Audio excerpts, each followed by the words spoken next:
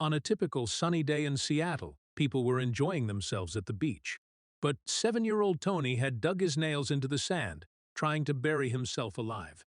When his mother tried to hold him, Tony's eyes didn't look like those of a child. They looked like those of an old man who had seen death. Tony suddenly started screaming. "The sirens didn't go off, Mom," he shouted. "Radiation is coming. We have to go underground." To Tony, the sun was not a friend, but a murderer trapping humanity underground. And the terrible thing was that the future was much closer than we thought. But we must return to that dark room where it all began, months before that terrifying day at the beach. Margaret Thompson stood in front of her son's door, trying to let the sunlight in. But she couldn't. She was afraid of her 7-year-old son Tony's reaction. The room was filled with intense darkness. The windows were covered with 3 layers of thick cardboard and black tarpaulin. A towel was stuffed under the door to prevent any light from seeping through. There was a suffocating and strange metallic smell inside the room. "Tony, you have to go outside today. Dr. Harris said you need to get some vitamin D." The voice coming from the darkness sounded like it belonged to an old, tired person rather than a child. "Mom, please. The sun is dangerous. I can't go outside. I don't have my protective shield." Margaret's eyes filled with tears. They had been having the same argument every morning for the past 6 months, and every time she lost. She gently pushed the door open and entered. In the darkness, she could barely make out Tony's shape. She saw him leaning against the wall in the corner of his bed. Protective shield.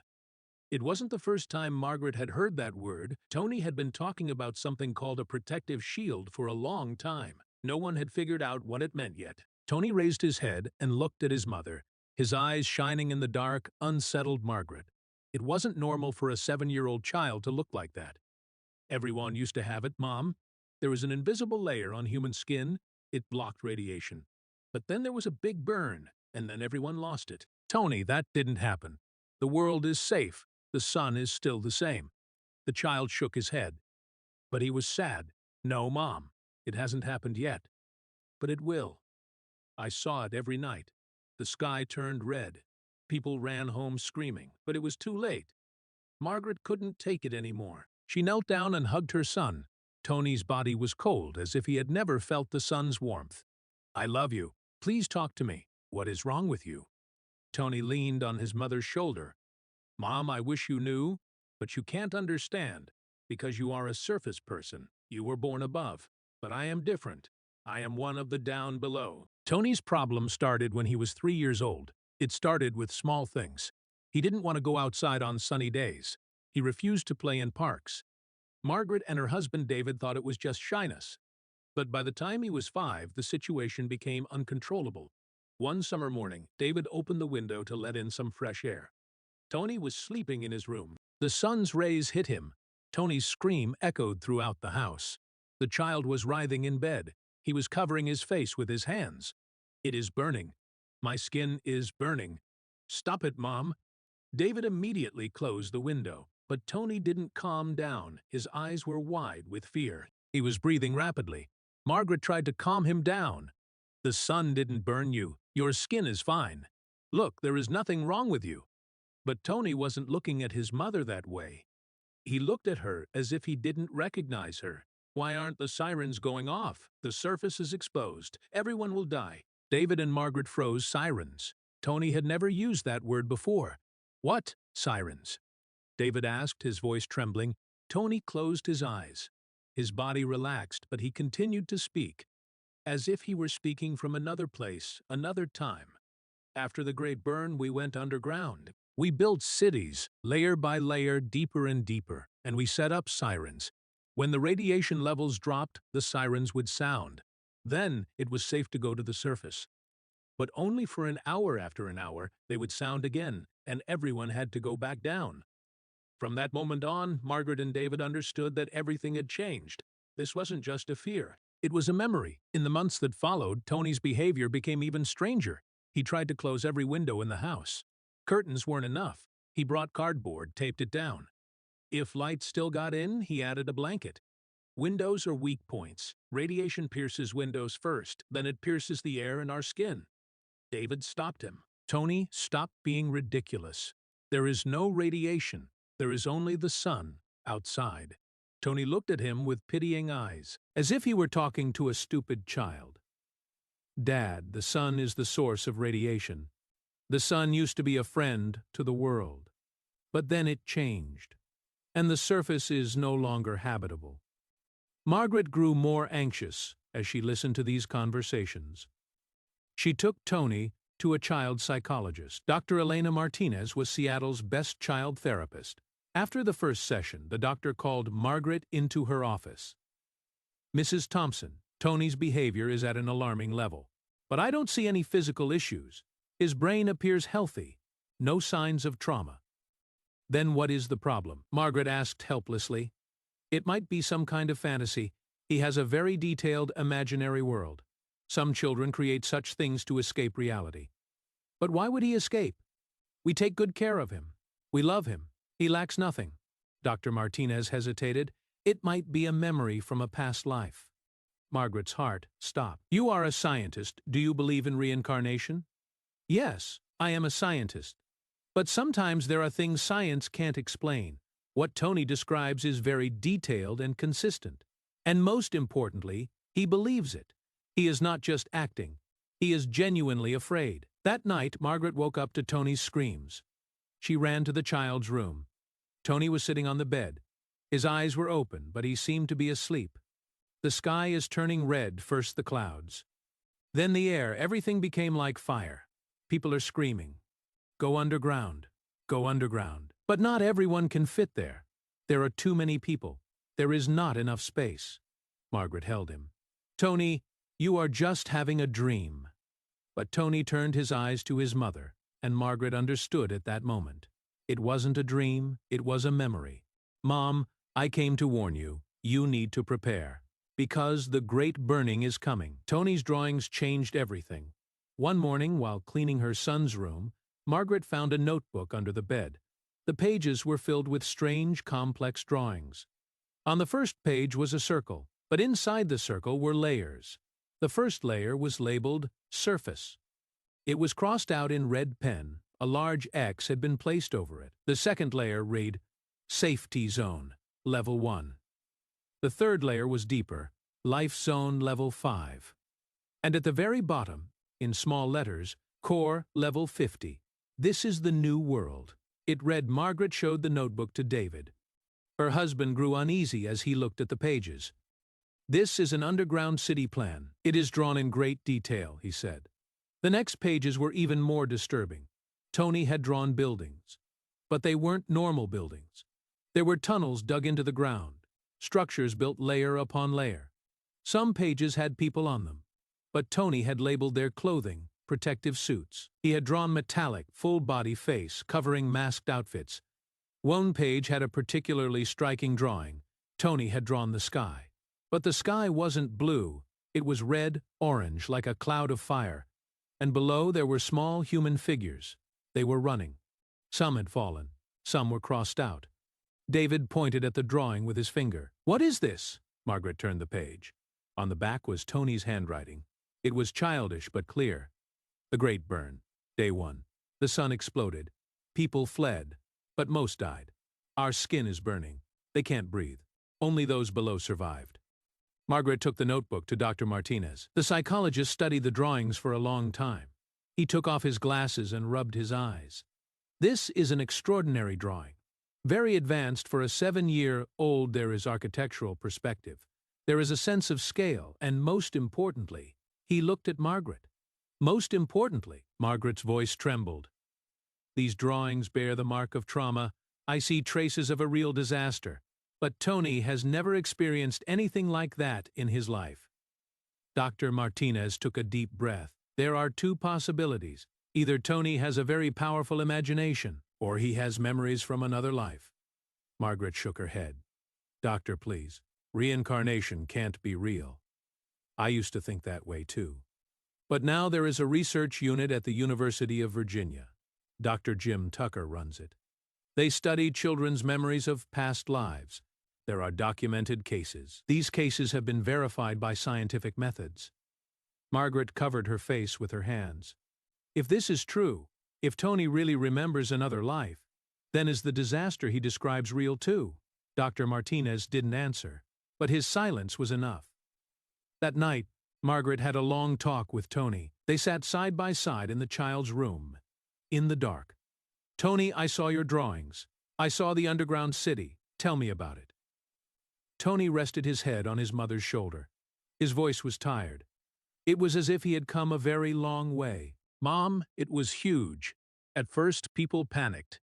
Everyone was used to living on the surface, used to the sun. But then there was a huge burn, and everything changed. What exactly happened?" Tony closed his eyes. Margaret felt the child trembling. "The scientists warned us," they said. "A magnetic storm from the sun was coming. But it was much bigger than normal, and the ozone layer was already weak due to climate change. People didn't listen. Then one morning, the sky turned red. At first it looked beautiful, like the northern lights. People went out into the streets to take pictures. Then the burning started. First, their skin burned. Then their eyes burned. Everyone ran screaming back to their homes. But the homes weren't safe either. The radiation was getting in everywhere. Tears streamed from Margaret's eyes. "What did you do? What did you do to survive?" Tony was silent. He didn't speak for a long time. Then he answered very slowly in a very sad voice. "I was lucky. My family wasn't rich, but my father was an engineer. He worked for the company that built the underground shelters. He got us a place. We went down in the first wave, but our neighbors and my friends, they couldn't stay. The doors closed, and we left them outside." Margaret's heart broke. "Son, it wasn't your fault. I know, Mom, but I hear those screams every night. I remember them." The following week, Margaret tried to get Tony back to normal life. She was going to take the boy to the park. But Tony refused to leave the house. "Mom, no, please. I can't go outside." "Tony will only be outside for an hour. A little sun and fresh air might do you good." But Tony was panicking. His breathing quickened. His hands were shaking. The sirens didn't go off. The radiation levels weren't checked. "I can't go out," David intervened. "Son, enough is enough. This game is over. You are going outside." Tony looked at his father in such a way that David tensed up. There was no fear in the child's eyes. There was pity. It was as if he thought David was too stupid to understand. "Dad, you don't understand. The sun is no longer our friend. We're not ready." David picked his son up. Tony tried to resist. He opened the door. Sunlight streamed in. Tony's scream woke the neighbors. When Margaret pulled the car into the parking spot, Tony was curled up in the back seat, crying. His face was covered with a blanket. His body was shaking. "Tony, please just walk on the beach for a few minutes. Then we'll go home." But Tony didn't answer. He moaned in a low, pained voice.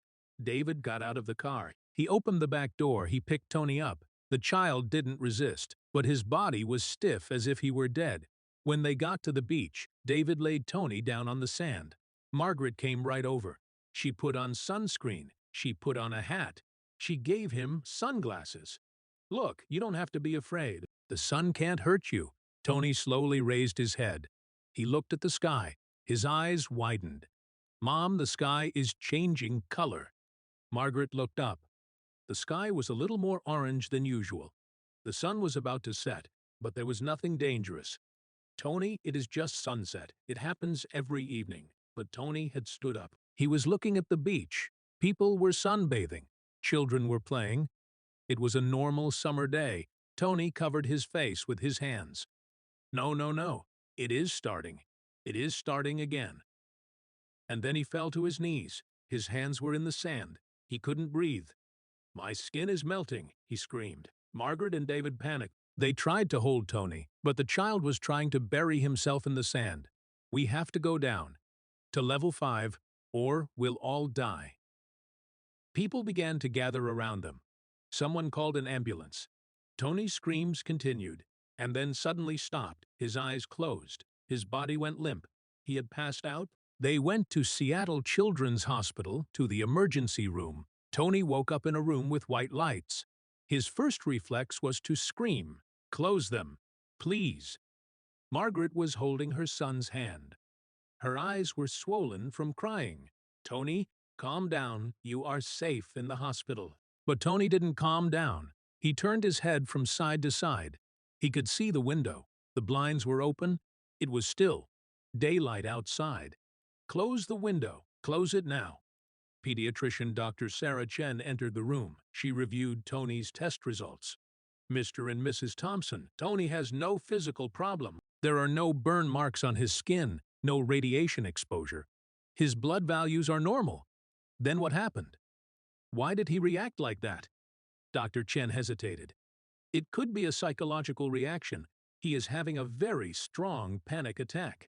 His body is fighting a danger that isn't real. She paused and looked at the tablet again. There is something strange. Tony's stress hormones are way above normal. Cortisol, adrenaline. As if he'd experienced a real life-threatening situation. But there was no such danger. I can't explain it. Tony sat on the bed, looking at the doctor.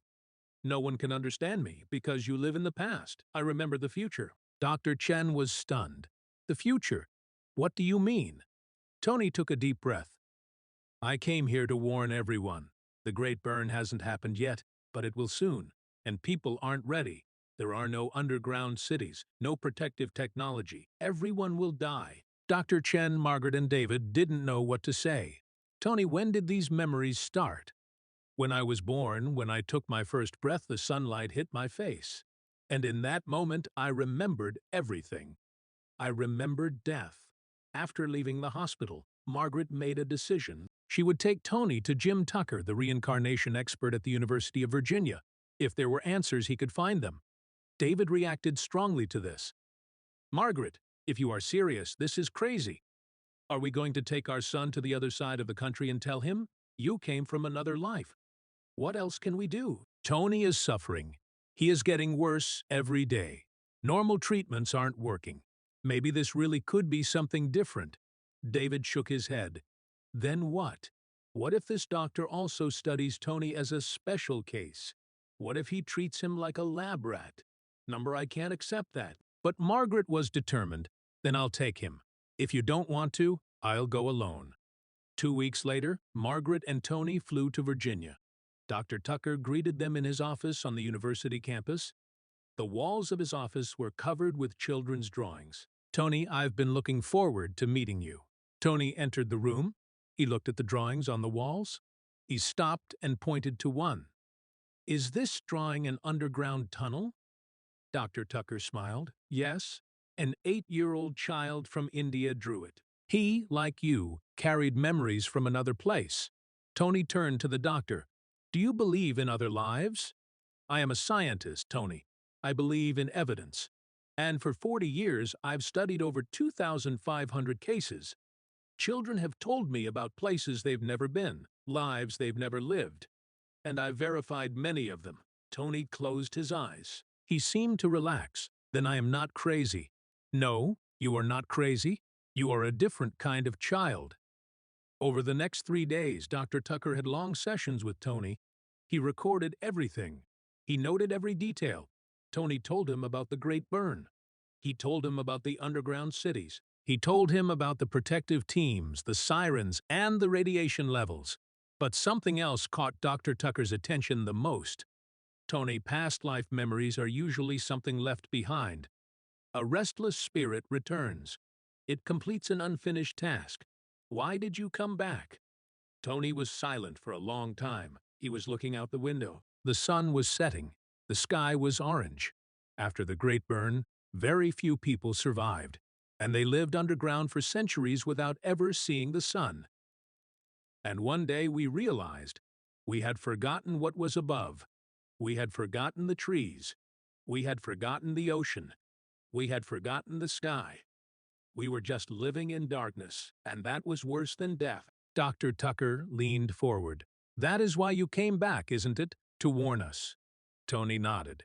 Yes, if people prepare for this, if they build underground cities now, maybe this time it could be different. Maybe this time we can return to the sun. Margaret couldn't hold back her tears. Her son wasn't just a frightened child. He was a messenger of the future. Dr. Tucker, so what do we do now? The doctor took a deep breath. Now we make a public announcement. We share Tony's story with the world. And hopefully, people will listen to us. 2 months later, Tony's story was published in the New York Times under the headline, "Does a 7-year-old boy remember the solar catastrophe?" Reactions were divided. Some believed it, some thought it was nonsense. But most importantly, scientists were paying attention. A team from NASA contacted Margaret. They said that the solar storm Tony described was theoretically possible. There was a massive solar storm in 1859 called the Carrington event. But back then, there was no technology. If the same storm happened today, the results would be catastrophic. But what Tony described is bigger, said NASA scientist Dr. Robert Hayes. He is talking about a superstorm. A storm that would pierce the ozone layer, cause skin cancer, destroy life. It is theoretically possible. But the probability is very low. How low? 1%, maybe less. Tony sat in the corner of the room. He listened quietly. When the doctor finished, he spoke. "You are miscalculating. The probability isn't 1%. This will definitely happen, because I saw it. I lived it. I died." Dr. Hayes was surprised. "But the future can change. Maybe thanks to your warning, people will prepare, and the great burn won't happen." Tony shook his head. "But he didn't believe it. I hope you are right. But history repeats itself, and people never listen." 6 months passed. Tony's story was forgotten. Other news came, other crises. The world turned, but Tony hadn't changed. He still lived in the dark. He still feared the sun. But now he was doing other things too. One day, Margaret found him in the basement. Tony was building something. He had constructed a strange structure out of metal sheets, concrete blocks, and other materials. "What are you doing, dear?" Tony turned and looked at her. He was smiling. But his smiling, "This is a small shelter, enough for a family. If the great burn happens, at least you'll survive." Margaret's heart broke. Her 7-year-old son was building a shelter to save his family's lives. "Tony, you can't live in constant fear like this." That night, Margaret had a long talk with David. They decided they couldn't force Tony into a normal life. They would accept him as he was. The next morning, they installed a solar panel on one of the windows. They showed it to Tony. "Look, the sun is still our friend. It gives us energy. It gives us life. It is nothing to be afraid of." Tony touched the panel. It felt warm. He smiled. "Maybe now it can be our friend, but one day it will be our enemy. One day it may change. But until then, try to love the sun." "Okay?" Tony nodded. It was a small step, but it was a start. A year passed. Tony was now 8 years old. He still slept in the dark, but now he sometimes went outside. Margaret enrolled him in a special school for children with light sensitivity. There, Tony met other children for the first time, and one day, Margaret heard voices coming from Tony's room. He was talking to himself. She opened the door. Tony was sitting in the dark. He had a notebook in his hand. He was writing. "What are you writing, dear?" Tony looked up. There was no longer only fear in his eyes. There was determination, too. "I am writing a guide for the great burn, Mom. A guide explaining how people should prepare, what they need to do, where they need to go." Margaret sat down. She read the pages. Tony had written in great detail how to build underground shelters, water and food supplies, air filtration systems, radiation measuring devices. "This is very advanced, Tony. Where does an 8-year-old know these things?" "Because I lived through it, Mom. I lived through it all, and this time everyone will be prepared." Months passed. Tony's guide was published digitally. Dr. Tucker helped. It was shared on online platforms. At first, no one paid attention. In March 2025, NASA made an announcement. Unusual activity had been detected on the Sunday. A major magnetic storm was approaching. It was much larger than normal. It could be the biggest storm since the Carrington event, they said. Satellite systems could be affected. Power grids could be damaged. Be prepared. People panicked. Tony's story was back in the spotlight. His guide was downloaded millions of times. "My son warned us a year ago, and no one listened to him." The storm lasted 3 days. The sky turned red. The northern lights were visible all the way to the equator. Power grids collapsed. Communication was cut off. But people were alive. After the storm passed, Tony stepped outside for the first time in his life. The sun was still shining, but it wasn't scary anymore. Margaret was beside him. "How do you feel?" Tony looked up at the sky. His eyes were teary, but he was happy. "I guess my job is done. I warned them. And people listened to me. So what happens now?" Tony smiled. For the first time, he smiled like a real child. "Now, I'll just be Tony. I'll be a normal kid. I'll play games. I am not afraid of the sun." Margaret hugged him. "You deserve this, baby. You are a hero." "No, Mom. I just remembered. The real heroes are the people who listened to me." But the story doesn't end there. Because that night, Tony had another dream. But this time, it was different. It wasn't scary. In his dream, he saw the underground city. But this time, the people weren't afraid. They were ready. They were organized. And most importantly, they were hopeful. "This time will be different. This time, we will win." "Mom, my dreams have changed. I don't have nightmares anymore. Is it a good future?" Tony paused. Then he shook his head. "A difficult future, but survivable. And maybe one day we can go back up." Years passed. Tony grew up. He finished high school. He studied engineering. He became an expert in underground structures. Wasn't it ironic? He was building in this life what he had experienced in his past life. At 23, he designed the prototype for the first real underground city. He called it Safe Harbor, a modular, expandable system that could house thousands of people. The young listened to him. Governments invested. Because the 2025 storm was a warning, bigger ones could come. And people were no longer afraid, because Tony had taught them. Darkness was not death. Is Tony's story real? A warning from the future? Or just a child's fear? But maybe the question should be, if the sun really changes, would you be ready? Because Tony is ready. And he wants you to be ready too.